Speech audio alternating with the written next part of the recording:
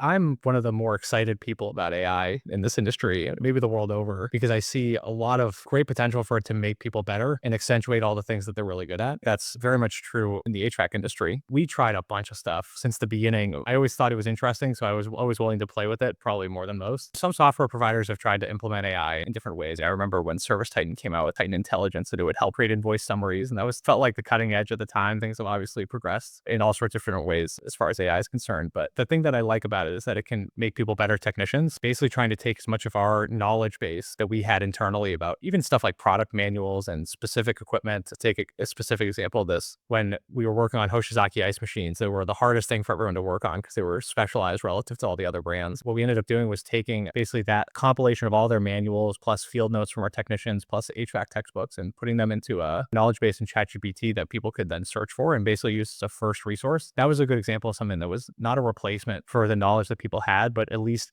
help the people that were newest, of which we had a ton of newer technicians who weren't as experienced as the older folks, get at least up to a level that they could understand what they were seeing and then use their knowledge to take it the rest of the way. I think that's an example of how we used it at the time, but to me, I see the potential of it as very broad.